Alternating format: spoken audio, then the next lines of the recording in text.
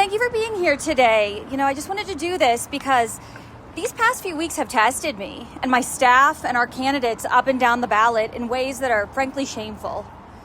I have dedicated my career to electing Democrats to public office because I believe in the power of people, not PACs, not big money donors, not the Beltway, but the power of people. Which is why I stand here, really honestly exhausted and hungry for a better way through this mess that has been created up until this point.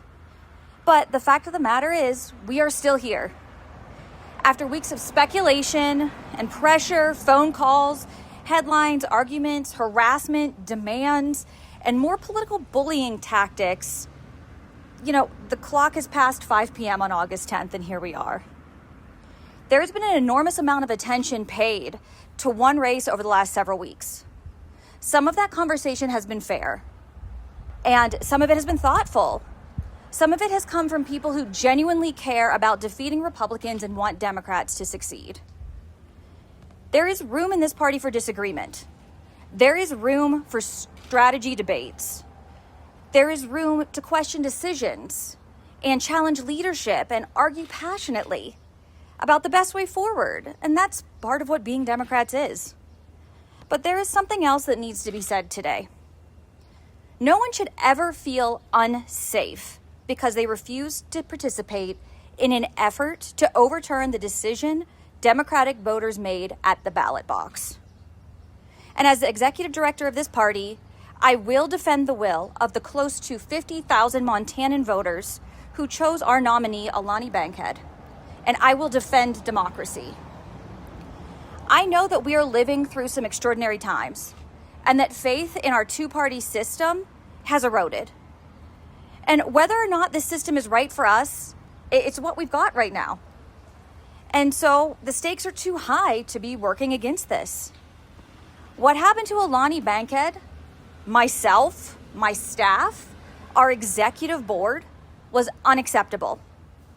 It seems that the independent candidate had no plan other than to get on the ballot and then enlist bullies to go after the Democratic nominee with intimidation tactics that threatened her safety and her family's safety, to threaten our staff, the board, and down-ballot candidates with acts of retaliation.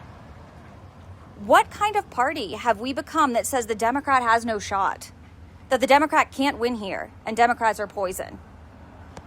The two-party system is alive and well. And yes, we can talk about changes that can be made and how we pave a way to include more people, independents and Republicans included. But that's not today, because that's not going to happen while we're being held hostage to a situation. Today, we come together as Democrats, as the party of the people and working families. We have so much to be proud of in this state. Our brand of Democrat is unique and free-spirited in ways that attract candidates with spunk. So we're not here today to tear each other apart and harp on who will drop out to clear the playing field. While the Senate race can make a difference nationally and in DC, we must focus our efforts on what we can do to improve the lives of Montanans right here, right now. We have real races to run across the state and down the ballot. Democrats have a real shot here, and I can't wait to see what we are going to do when we do this work together and what version of the party we build together. And I want to be clear, this is not about disrespecting the people who came before us. We stand on the shoulders of Democrats who organized unions, protected public lands, fought for working families, and proved that Democrats can win in Montana. But nobody gets to turn yesterday's victories into today's entitlement. You do not get to build power through grassroots organizing, climb the ladder, and then pull it up behind you.